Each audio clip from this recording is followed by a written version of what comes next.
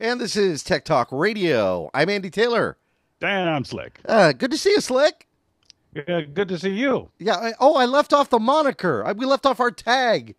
No, I didn't leave it off. I have to wait for you to actually deliver the line before I can follow up. Otherwise, the line can't be delivered. The follow-up line. I'm so out of practice. Give him a week off, and he just did. Yeah. It feels like it's been longer than a week off. I mean, it really has. I know it may feel that way, but it hasn't. It really. Maybe it's the weather. Maybe it's the change in the weather. Because last weekend here in our area in Tucson, Arizona, it got cold and wet and rainy, and now it's nice and warm and sunny again. We don't understand that. We wish we could explain this to everybody how it works, especially for our listeners at WLMN in Virginia and those listening to us across the world, the globe via our podcast. We can go from 99-degree temperatures, which is what we have this weekend, to maybe 2 days later, it'd be around 48. Yeah, I was going to say about the 40s. Because I remember last week it was like 40 degrees. I'm like, come on, cut it out. It's really strange, But this is why here in Tucson, Arizona, where we broadcast the show from, it's become kind of the mecca for call centers. I mean, when you think about call centers, they're obviously India has been known as being a big place for call centers, but for those who keep their call centers in the United States, this has been a real popular one. Yeah, and it appears at least they've been looking at the place, and some may be coming back and coming to Arizona, if you will. At least it depends on our government officials. If they do what they're supposed to do and do it right, then we could get many, many more. This state, in my opinion, has always been very strong and very good. I can't understand why they didn't go after a lot of different companies. I mean, first of all, the weather is consistently dry, which is really good for electronics. I mean, bottom line, this state is good for electronics businesses. Yeah, it is. Absolutely. Yeah. Outside of that, I mean, we got a lot of open space. It's Arizona. It's the desert. We got a lot of open space. Well, let's see. Now, one of the companies that I don't think they have a presence here in Tucson anymore is a company called iMation. Yeah. And you remember them? They made the floppy disks. They were across the street from when I was working at Microsoft. Absolutely. You worked way out there for Microsoft? Yeah, it was it's called the University of Arizona Tech Park now, and I think that's what it may have been called at the time too. But it's on for those of you who are picking out your maps, it's on the southeast side of the Tucson metropolitan area. Wow. Now, and there again, we talk about call centers. We talk about how Microsoft actually had a call center out here. Now, what they did though is it wasn't Microsoft employing you; it was a third-party company at the time that did that. Am I right? No, well, initially it was Microsoft out here, and that's why I'm still jealous to this day of some people, because they had initially their blue badges. So Microsoft came out, set it up first, and everybody were direct Microsoft employees. And then what happened was Microsoft wanted to, in a sense, kind of pull back and get out of the call center business, if you will. So I'm giving you the short story, by the way. Yeah. So then they talked to one of their partners called Keen. And Keen, bunch of geeks, bunch of research people, tech stuff. Keen said, all right, we'll do that. So they ran a couple of call centers for Microsoft. But we might as well have been directly employed by Microsoft because we spoke for Microsoft. We spoke as if we worked directly for Microsoft. Right. Anything we said goes. And then Keen decided they wanted to get out of the call center business. And then they handed it over to a call center company, which you and I are very familiar with. Yes, I worked for them for a while. Did I ever tell you? Did I ever tell you a funny story? I just thought, it'd be nice to hear something fun and funny about Convergys. Go right ahead. Well, it's not directly about Convergys, but it is kind of funny. But I work for a broadcasting company, and we had a consultant come into town, and he asked every one of us in the room to talk about ourselves. We had to say something that other people in the room probably didn't know. And they went around the room a couple times. Some guy said I was a bowling champ in high school. Another one says he's got a licensed truck driver. And it was kind of funny coming from DJs. And they got to me. I thought, I said, well, I don't know if anybody knows here, but I'm half Indian. And obviously somebody in the room said dot or feather, And I said dot, but not all of us have dots. That's the way it works. So he said, "Oh, well, that's that's very cool. No, I didn't know that. That's interesting." So I went around the room. So then the next question out of this consultant's voice, who wanted to know a little more about some of the people that were working for the company, was, tell us about another job you've had outside of radio, and maybe in recent years. So I was thinking, he gets around the room and he gets to me, the guy who said he's half Indian, right? And I said, well, I don't mean to like create any stereotypes, but I worked at a call center. That's one and two. Yeah. And they're waiting for the third pitch. So yeah, that's just the way it works. I don't know. I think we're starting to find that some of the call centers are coming back to the States, the ones that have gone. And I don't know if it's necessarily a backlash. I think it's probably in some cases maybe a little less expensive to have them in foreign soil. I think it's a combination of things. And one of them being, at least in my experience, in my case, when they sent our jobs over to which they did, India, right? Which is what Convergys did. And I don't blame Microsoft. I think I don't know exactly what happened, but my assumption is, since Convergys had the contract to provide the services, they can provide them anywhere they want to. Yeah. So they said, we'll close all the American stuff, we'll send it over to India, or we'll close as much as American stuff as we want to. Because at the time I was working with Convergys, they opened up call centers in India, and we didn't have a problem with that here because we were like, because we were getting there was quite a bit of calls coming in. We're like, well, okay, everybody needs a job, right? Trying to be, human still, human love. And then we found out that they were sent some of us over there for training. I didn't get to go, but. When I worked here for Microsoft, we were given, I literally had access to 3 computers at a time. I had my computer for the system, for the information system. I had my computer, which I could almost do anything I really want to with it. It was really my computer. And then there was a third one called a break me. Now, the break me literally is like, you call in, you say, I got this problem. I break my computer to make that problem happen. And I walk through the fix with you as I'm fixing my computer. Nice. So it's great. In India, they didn't even get close. Yeah. And probably still not to this day, because I've talked to them as a member of Microsoft and as a customer before, and many times. All they have, with any luck, is a computer at their desk. It could even just be a terminal, just to get access to the database so they can put in your customer information. Absolutely, yeah. Yeah. So, they don't have enough tools, as well as the training. I think the training. I don't think they train them very well. Well, you and I, both have worked in the computer service industry, which you're doing now, and I always find it to be better when I'm sitting in front of a computer that I can replicate or I can look, and especially if I'm telling somebody, okay, with Windows 7, here's what you do. With Windows XP, here's what you do, because it's going to be different for each one. So I like that ability better, and if they don't allow the tech support people to go and do that, that can be kind of a challenge. Yeah, I mean, seriously. And we were installed on our computers. We had 3, maybe 4 operating systems on a computer. So somebody calls it, like you said, I got Windows 98. We booted into Windows 98. There you go. Well, I'll tell you what, we got to take a quick break. We come back, I will share with you a great website for you to go to. If you've ever served in a call center, or if you've ever done tech support and you're a techie, you've got to check out this website. It's certainly worth it. We've known for them for years. Matter of fact, we run a couple of their comedy clips with permission once in a while, and I will share that when we come back here after a quick break on Tech Talk Radio. I'm Andy Taylor. And I'm Slick.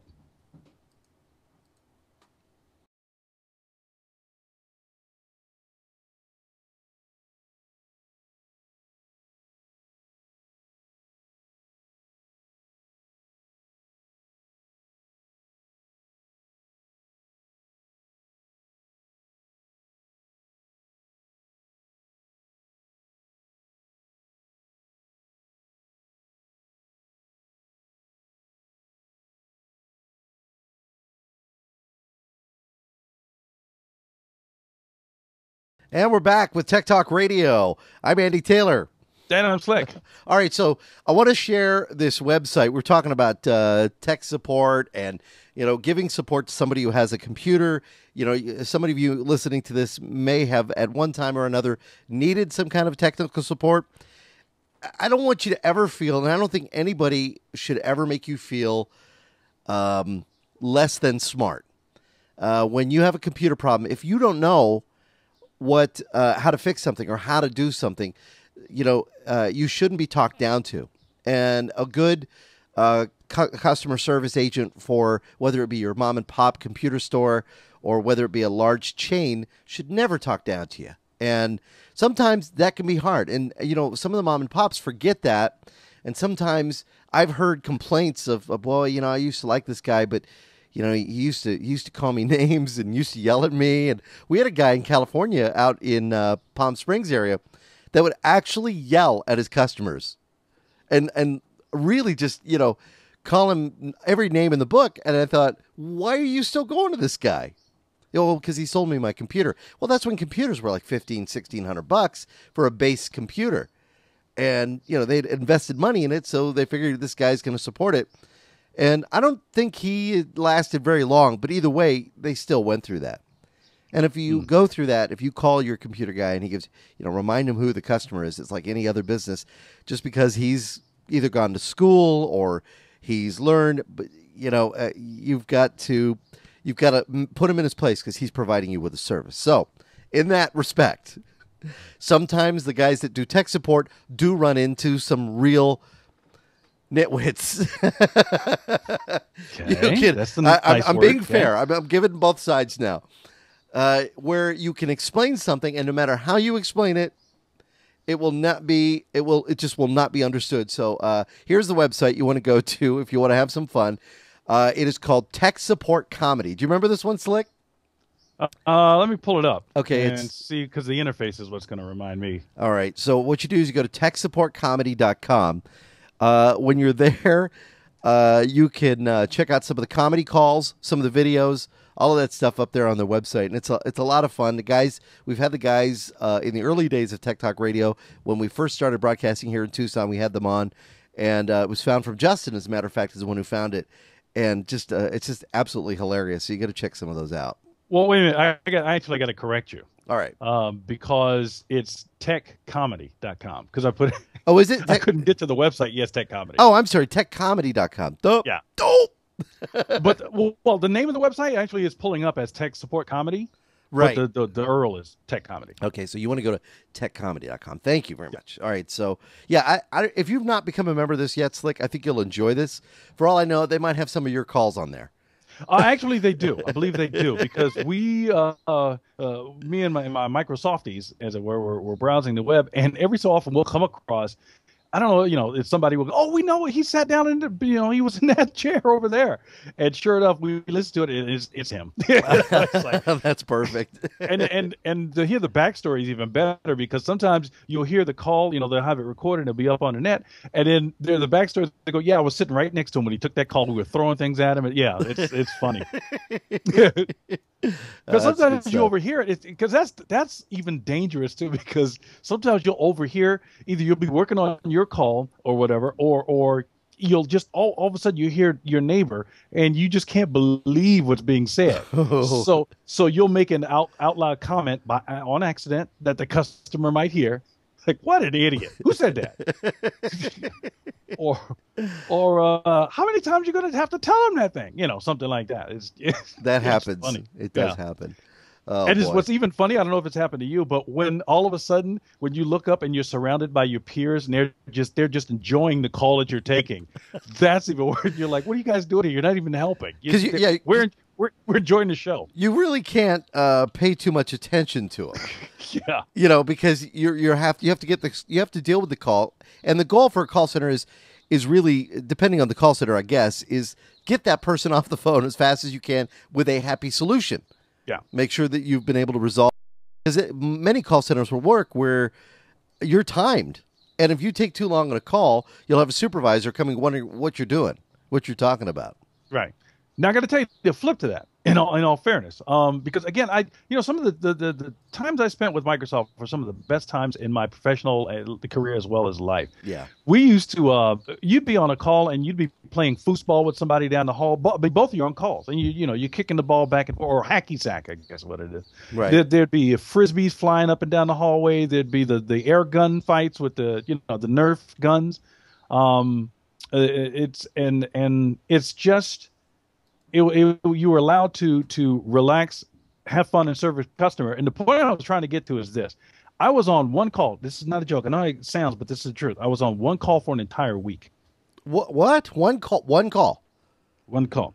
Now, the situation is we spent this customer and I'm trying to remember what the situation was. It was really difficult, but the best thing for that customer was to work with one person, no matter how long it took. Yeah, and true. Microsoft allowed this, and it took me and this customer a week to resolve this issue. Whatever it was, it had to be, resolved, backed away, or whatever it was.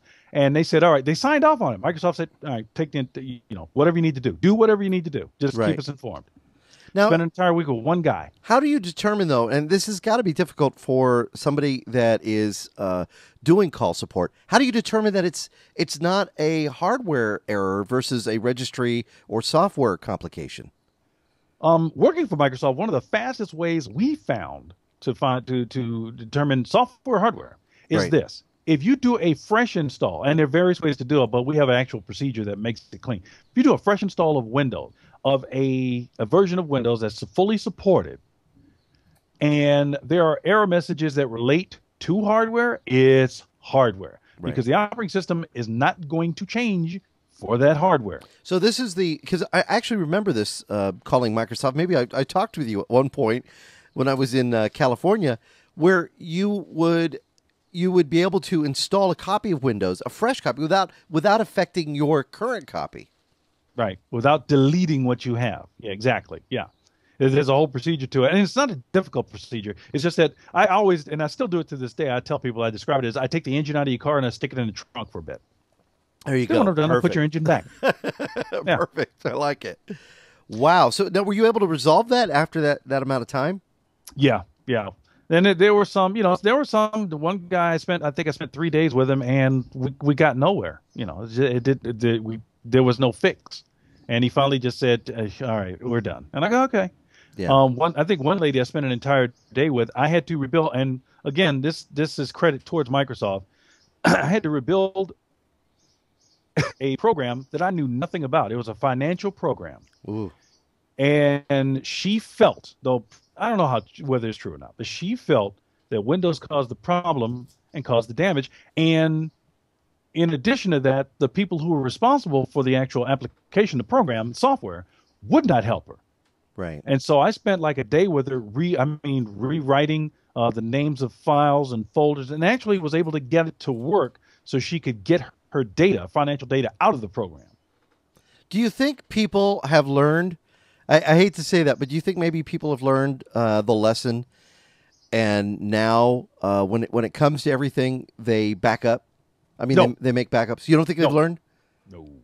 What No, about no. cloud storage? And I'll tell you why. I just heard, I deal with it consistently every day. Really, because I'm helping a friend with his business. In addition to that, this morning, I was listening to someone we know, someone I think you've had contact with more than I, Yeah. who has a radio show. She Okay. got a call this morning.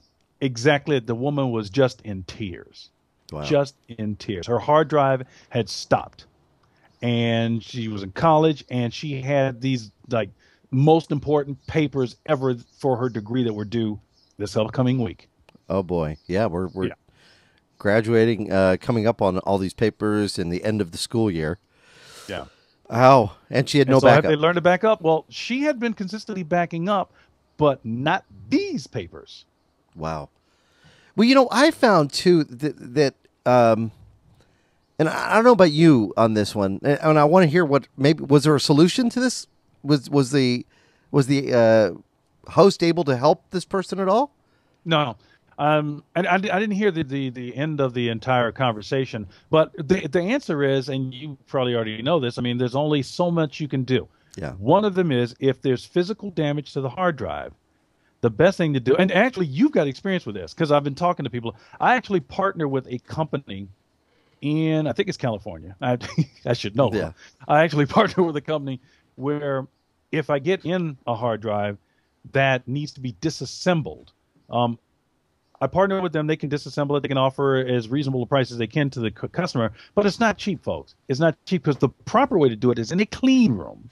They disassemble your hard drive. They scan the actual platter to get the data bits off, try to reassemble it and give you your data back. Now, that's the proper way to do it.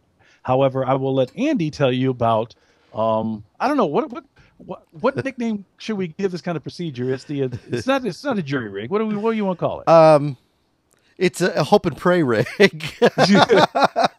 Is it a shade? Oh, shade tree. Can we use shade tree? Yeah, I guess you could say that. And I think this is probably what you're talking about is I have found that a majority of problems that, and this is kind of relating to what can happen to an actual hard drive itself. While some will say, no, this theory is poop, I've had it work for me. So, you may be lucky.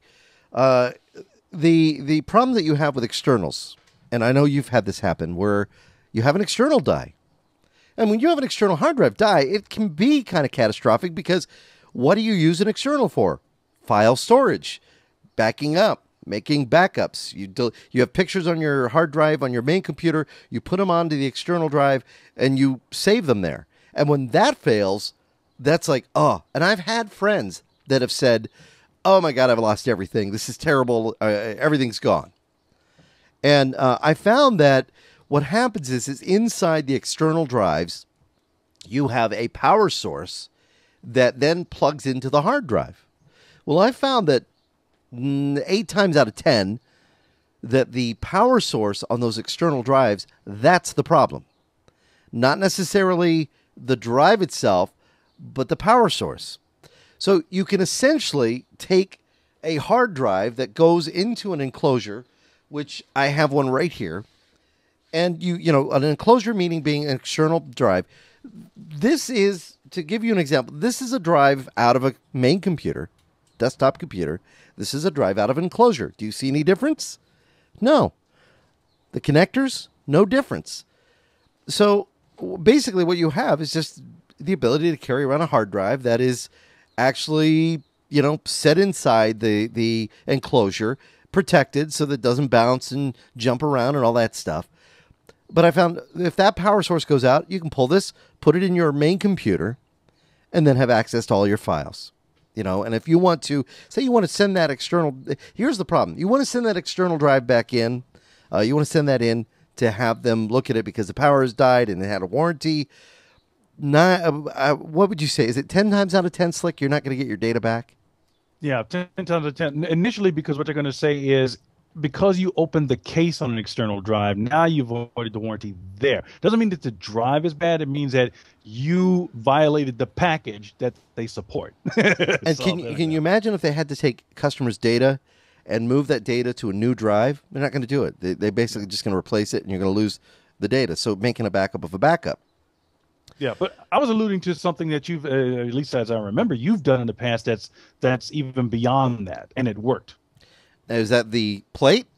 Yeah. Yeah, that was the next step. If you have a drive in your laptop, I'll say laptop too, or your main computer, this is your power board right here. This controls and tells the hard drive what to do, tells the computer what size it is, tells the computer how to interact with it. Sometimes if your drive if you get the click of death, which is the click, click, click, click, that's usually an arm inside that is stuck.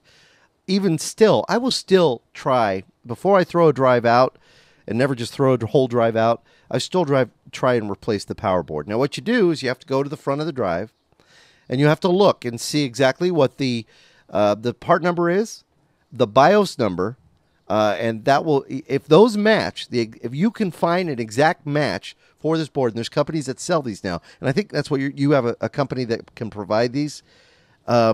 You can replace this board and sometimes have full access to that drive before, So in case it's just the hard drive took a power surge and everything is on the platter, that's a great way to get your drive going again, or at least access your data. I don't know if I would continue to use it because you might have to buy a whole brand new drive, and they can run anywhere from $35 for the plate to a whole drive of a couple $100.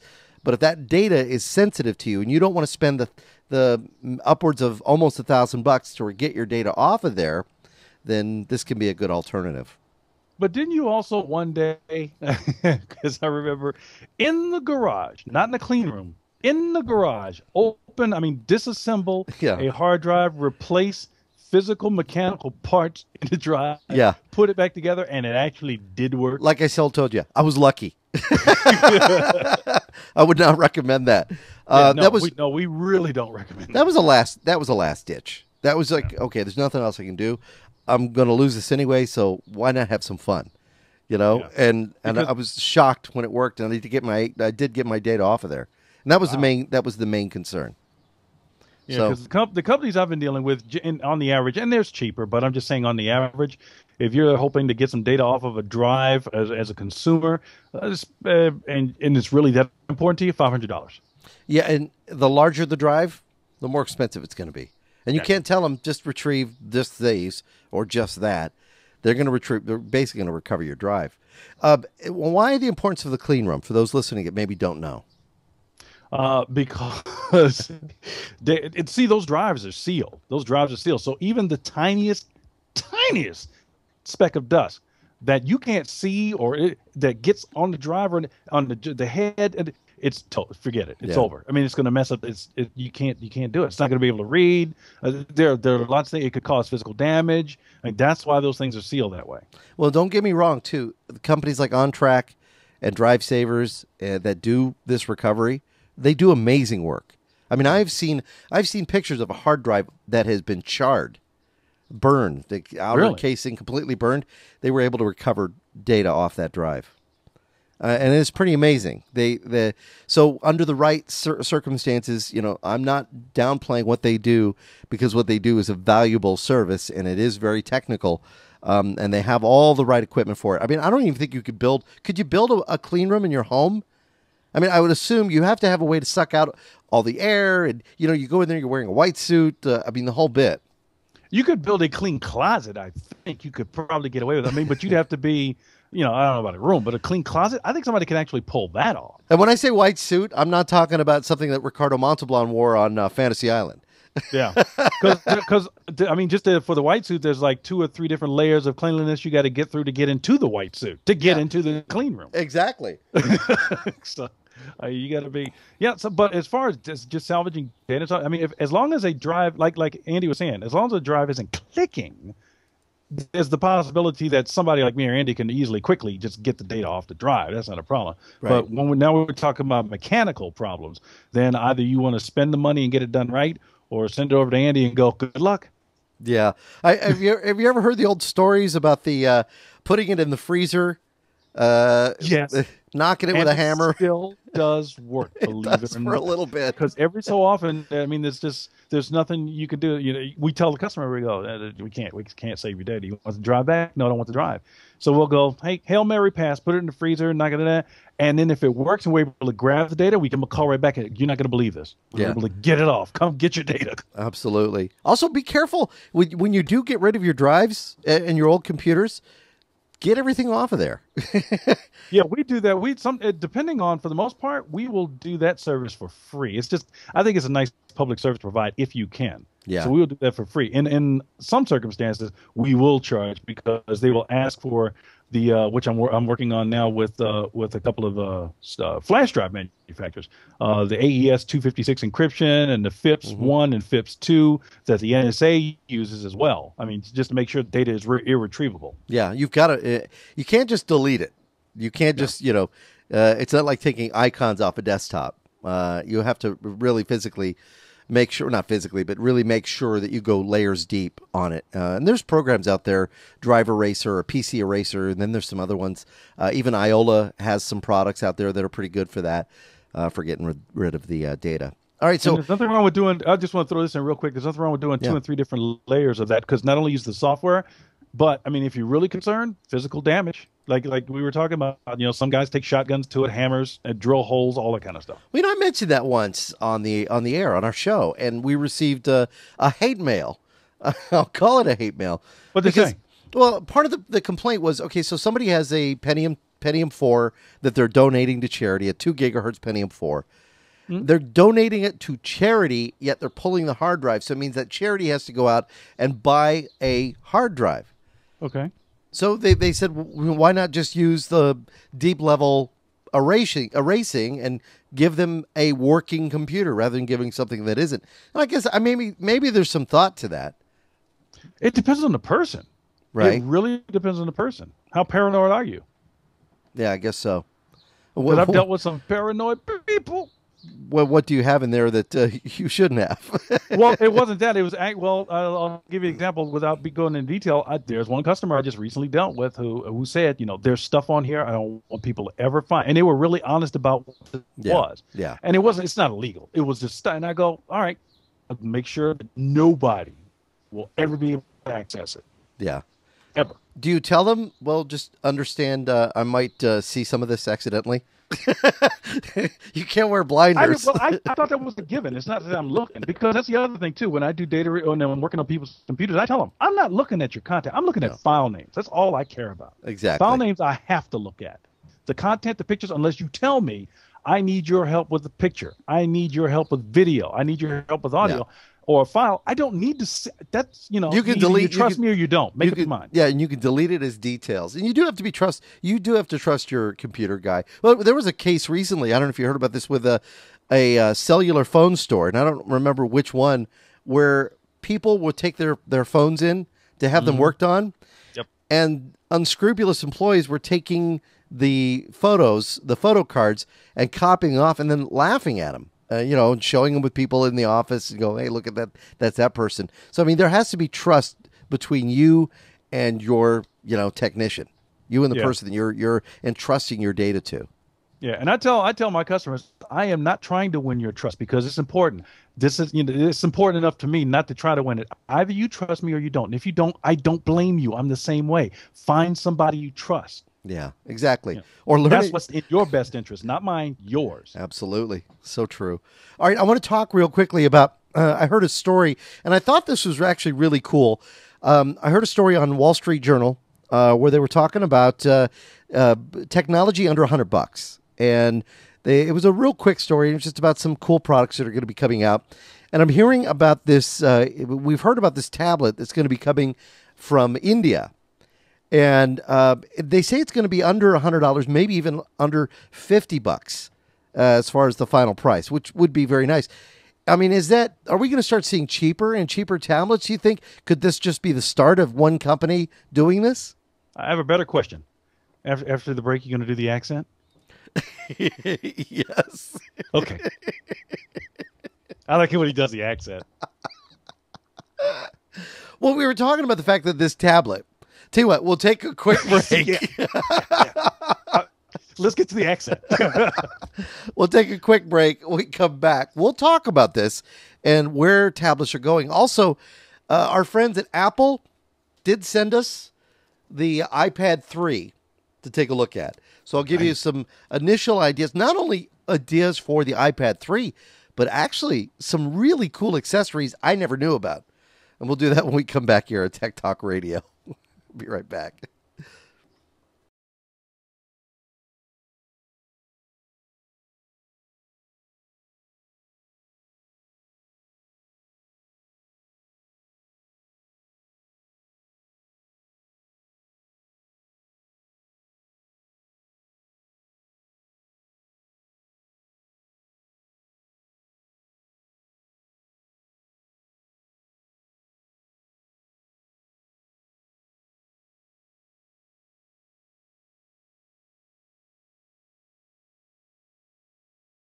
And we're back with Tech Talk Radio. I'm Andy Taylor. Dan, I'm Slick. So, all of a sudden I can't talk. I think it's because you want me to do the voice. I know. Get ready. Get ready. I like it when he does the voice. All right. So the deal is India has developed this tablet. It's from a company called, and I want to get the name right, Akash. And it's an Android tablet. And they say that this Android tablet is going to be just under $35. And apparently it's available in England, not available here in the United States yet. So we were commenting, Slick and I were commenting earlier, that how is it that they have tablets for under $100 in India? And I said to Slick, well, I don't know if you know this, but they have some really great Wi-Fi in India. And I was not aware. You didn't know was that. aware they had Wi-Fi, but not really great Wi-Fi. And being half Indian and knowing some of the stories from my friends who have been to India, I was able to say, we don't have toilets, but we've got 3G. And do the other line, and I'll follow up. I don't, no number 2, but 3G, yes. 3G is number 1. I need practice on that one. You did very good. I'm very happy with you. You know what we ought to do one day? Because I did this with one guy when I was a teenager. Yeah. Taught me how to do the Scottish brogue accent really good. Oh, really? And we used to walk into stores, and I would have the Scottish brogue accent. They go, "What the guy with the afro?" So one day, that's great. You ought to get me really good with the Indian accent, and then we'll go in the store and watch the people just freak. We could do that. That would be hilarious. Oh, man. That's so funny. You know, my uncles, they all talk like that. They all did the head nod and everything. And I'll catch myself when I go somewhere and I'm talking to another Indian man, I do the same darn thing. You know, I'll be in, a Fry's Electronics. And I'll say, "Excuse me, sir, I'm looking for processors." And he'll do the head nod and he'll say, "Well, I think if you come over here, I can show you what we have." And I'll do "Well, very good. Do you have the memory to go along?" I think it's natural. I think it's anything. Yeah. It's like, if you're around some guys and you're using slang, all of a sudden you start using slang. My slang is Indian talk. Well, yeah. You're fitting in. You're assimilating. It's so funny, yeah. But, and it's funny, out of all of my relatives, I've got a lot of Indian relatives. They're doctors and, they've done well in life and everything else. On my dad's side, that's where the tech experts are. I've got a cousin that's actually a Mac expert that lives up in Canada, which I would love to have him on the show one day. I mean, he knows his stuff, but has his own company and they supports Macs and the whole bit. But I mean, that my friend right there is something that's very interesting. That none of my Indian family is in the tech business. It's all my Canadian British relatives. Oh boy, they're all over these tailors. Yes, everywhere. All right, so the tablets, though. I mean, do you think? I mean, we're starting to see tablets coming down at very reasonable prices. I sometimes, I'm watching like QVC. I love watching QVC, and they'll show a new product on there. Pan Digital is being shown on there quite a bit, but they'll have a tablet out there that.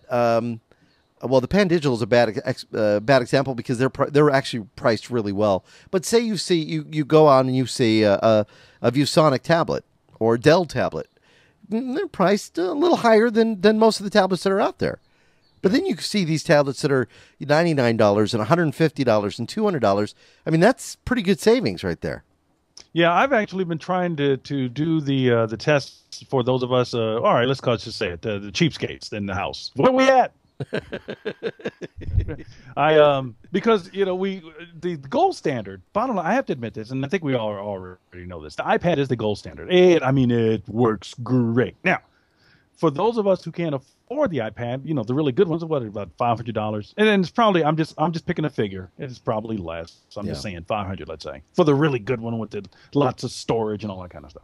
Right. So I went the other way, and I have been, since we did with the Tech Talk Radio review budget is it's a little low. I just want to say that out loud in public in case there are any companies that just happen to be listening. Sponsorships available, right? Yeah, we could use some assistance with the review budget.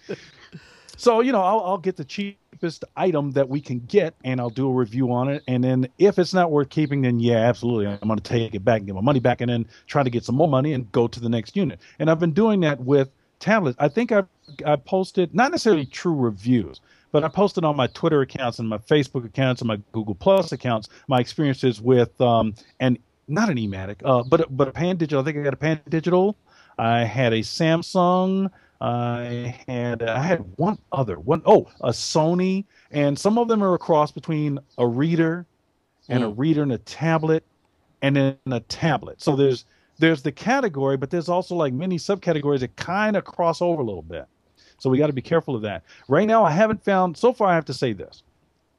Right now, the only, outside of the iPad, The only thing I think is in competition with the iPad, possibly, not only for price but for performance, is the Samsung tablet. It's pretty good. I got to admit that. Samsung, yeah.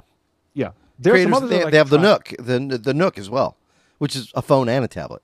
I was gonna get the Nook, but I didn't want to invest the budget in it, and here's why: because when I play with it in the store, it seems a little bit laggy. I did like the fact one of my big preferences on tablets and portable devices is they have an external, or they have the ability to use memory cards.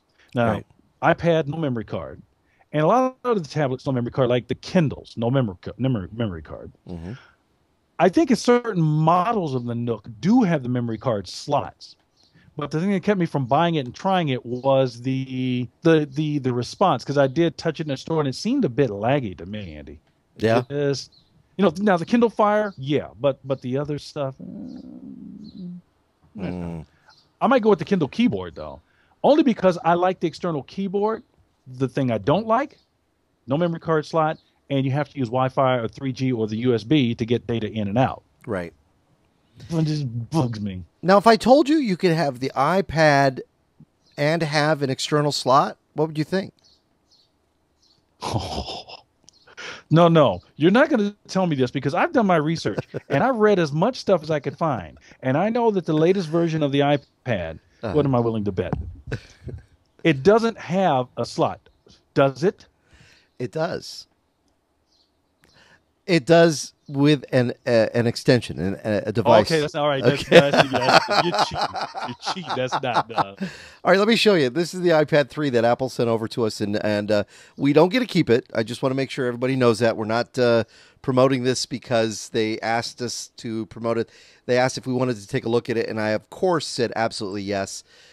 This right here, I don't know if you can see this. This right here is one of their accessories. Now, Mother's Day is coming up, and that's kind of why, right. They wanted to talk about the fact that a lot of moms, a lot of women out there want to have this technology.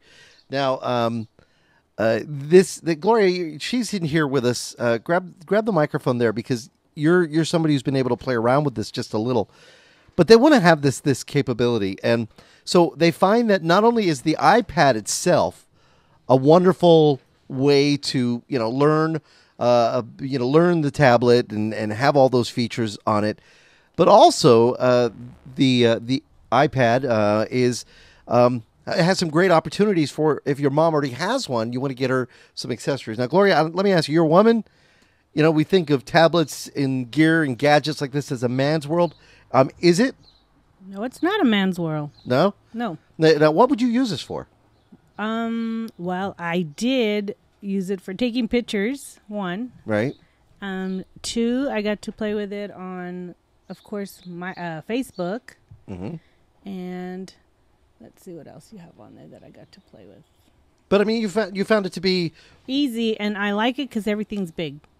Right. Big. You can read it, and you can go on the web, which I did. Well, Slick, I don't know if you can see this here, but this is a 64 gigabyte version. I don't know if I would get the 64 gigabyte version cost wise. I mean, maybe the 32 gigabyte version, or I don't know if I do the 16 gigabyte version, and if that's available for the iPad 3. But the accessory market is really good for Apple, and if you're thinking about mom for Mother's Day, I mean, this is very cool. This is a magnetic holder. We've always been told don't get magnets near your technology, but this protects the screen. Better get rid of that. What is it? Does. Really? It does. Leave it on there when you loan it to me. Yeah, it does take pretty good pictures. I don't know if you can see that. It's a bird nest that's outside our home, and I mean it's full size. There's a better picture of that. And it's, using the Retina display on this. I mean, really, the pictures come out real vibrant. Here's another picture of the bird nest. This is on our front porch. And, of course, you have photo booth that you get with the Mac. And then you have all the apps that you can get. I was able to transfer all of my apps from my phone to the iPad. Cool. Using iTunes, you can transfer your purchases and your different apps as well. But I mean, it just made it easy to run. Now, if I want to put this on here, look at this. This is how easy it is. This cover, it connects, done. There's no slots for it. It's just all done by magnets. What a great way to protect your screen. And your mom has a nice little leather type of case right there. Now, I want to show you. I've always thought there's no slots on it. I don't want it. I can't hook up a camera to it. You actually can now. They have some devices. This is the camera connector kit. Mm-hmm. And the kit itself plugs into the bottom of the iPad where you normally will charge your device. It looks like I'm showing this on the screen. And then you can slide a SD card into the bottom and have access to all your photos, to all your, if you want, you can, even use your camera. And I'm showing this on the camera, have a camera to connect directly to it. So you could use a, extension camera for your iPad.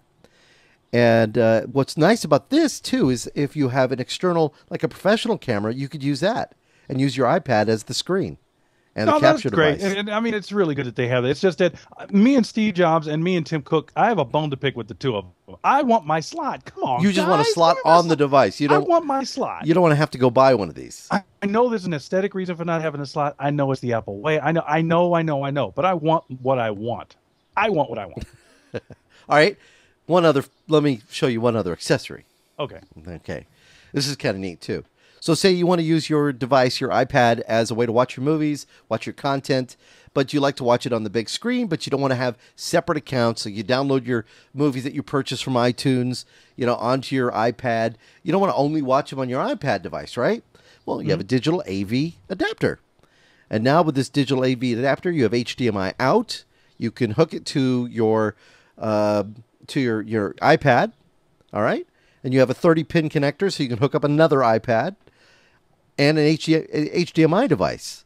So you can use your iPhone. So you have your iPhone, your iPad, and both can connect to an actual HDMI connection on your television. So you can watch the movies you download in high definition on your big screen television. I think that's cool, and there's probably a bunch of other things that you can do that we haven't learned about yet with that, like almost I can imagine sitting in the recliner across from the big screen TV, have it connected with that connector, and watching the content on the big screen TV and using the iPad as a remote or whatever else I want to do at the same time. I imagine that's possible. One of the really cool devices, applications I have, and let's talk apps. There's so many different apps for your mom, whether it's, a good app for Pinterest or, some of the other ones that are out there. One of them, I have a Google TV. So, and yes, you do. And I actually... I'm just saying. I wish everyone could see the look in your face. Give me that look again. It's like, hold on. Give me that look. For our listeners in Virginia, they're missing out. Yes, we are, aren't we? You got to see that. I am. So with Google TV, I can control this with this. So it's exactly what you're talking about. I can sit here, and this has all the features: the pause, the delay, the hold, the rewind, all of that here on the iPad. You also have forward and rear cameras on the iPad 3.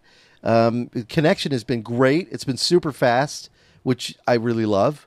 And I don't know, I would love to buy one. I just don't know if I can afford it. Okay, two things. First of all, is the official title iPad? We're calling it iPad 3, but that's not the official title. Is the official title that or just iPad? Just or the iPad. It's iPad 3. Although if you look on it doesn't indicate that it is the iPad 3. It just says iPad. Right. Okay. So we know it's the third. Oh, I have to say that the reason I say that, and there's nowhere on here that says it's iPad 3. The reason I say that is because when my contact at Apple sent me a note wanting to know if we wanted to look at it, they said iPad 3. Okay. So right. Now you're probably aware of this, and I've seen this elsewhere, but I wondered, had you had a chance to play with it, maybe you could display it. Doesn't that cover also provide the capabilities to act as some kind of a stand or I'm trying to remember, so you can tilt it up in some direction? No, have you played with that yet? That's let me see here. I don't think it does. I thought if you could fold it like back or something. I was trying that earlier, and I wasn't able to get that. Whoops. Yeah, no, that doesn't. I would recommend a stand. They sell stands for them. Actually, we saw a very cool stand at SWS Electronics and Computers in Tucson, and you take your iPhone. Now, I bought the body glove holder for it, so I have a little clip, but I can just rest it down on this, and I can rest it on the clip if I ever want to. But it was cool for people who didn't. It's a toilet plunger. And it's a small. Yeah, I saw that. Yeah, and it hooks to the back of it. It has a little stick. Have you seen that thing? It's yeah, great. I love that thing. I'll tell you what. If your mom has an iPad 3 or an iPhone 4S or 4, and you want to get her an iPad 2 or iPad 3, what a great combination, because then you can use them in tandem. You know, you can share your data with them. I think the next best step would have an iMac. Seriously, I mean, I would love. This is the point where you say somebody converts totally to the Mac world. You know, when they have all of their devices. That way, they're all talking to each other. The iCloud is very cool. And I know we get something similar with Google, but for some reason, with the Google services, I feel disconnected. With iCloud, I feel like it's all connected. It is. You know, and the photo stream feature is also very cool. Take a picture on here, you know, and it goes right up to my cloud. And then the other day I got on my computer and there was a picture that had downloaded from the iPad right there on the computer without me having to, you know, connected to iTunes, but it didn't tell me. It just puts it in a folder called Photo Stream. Yeah. Oh, now that you got the iPhone and the iPad, I need you to play with FaceTime. I like it, but none of my friends like to use it. Gloria and I use Skype, you know, and I use the iPhone for Skype. But FaceTime I haven't actually really used yet. I want to use it. We'll have to get you. Try it. Have to get you one. And FaceTime only works in a Wi-Fi connection. Oh. Where there's a Wi-Fi connection. Okay. Which I thought was kind of strange. Maybe I'm wrong about that, but it wouldn't let me connect via FaceTime with John, who one of my business friends is. It wouldn't let me connect with him that way. So I don't know. But with Skype, I have no problems. And again, it has to be in a Wi-Fi area. Now, we also turned on the hotspot on the iPhone, which is great. I love it. So anytime I need a hotspot, I just go online and take care of that. Okay. To make a curve a little bit, do we have any information? I guess I should ask this as two-parter. The first question is this is yes or no. Do we have any information? Does Tech Talk Radio have any information about the iPhone 5? Nothing. First thing I saw was today, but I thought maybe it was a joke. It was about the liquid metal. Oh, yeah. Yeah. Hey, don't believe everything you read on the net. Okay. Because I didn't know if we had information that we're not allowed to share. That was going to be the follow-up question. Like if you said yes, I go, well, are we allowed to share it? Yeah, no, I haven't heard anything, and they usually won't tell us anything, even if we know. I mean, we knew of Sprint getting the iPhone for a long time, and our contacts there would never be able to say anything because that's why they want to unveil it. They want to put it out when it's time to put out. All right, because I know there's been a lot of talk about the iPhone 5. Rumors, a lot of rumors. Right. And, it could be coming, month, 2 months, 3 maybe, Well, it's on its way. I will tell you, I'm pretty pleased with like I said, I'm pretty pleased with the iPad. I've used another iPad. It was a Samsung Galaxy tablet. I shouldn't say another iPad, another tablet. And I mean, I liked it. You remember? Gloria, you played with it a little, didn't you? I played with all of them. I like this one the best. Do you like this one the best? Yes. No, why? Is it just the display? It's bigger. The display's nice and clear. It's easy to use. Yeah. And the actual pictures do come out pretty good. Really nice. Everything's so clear. Let me take a picture of Slick there. It's just huge. Oh, this is why you get to see the whole. You get to see the whole setup here. Oh, that's interesting. It does black lines over that because of the display.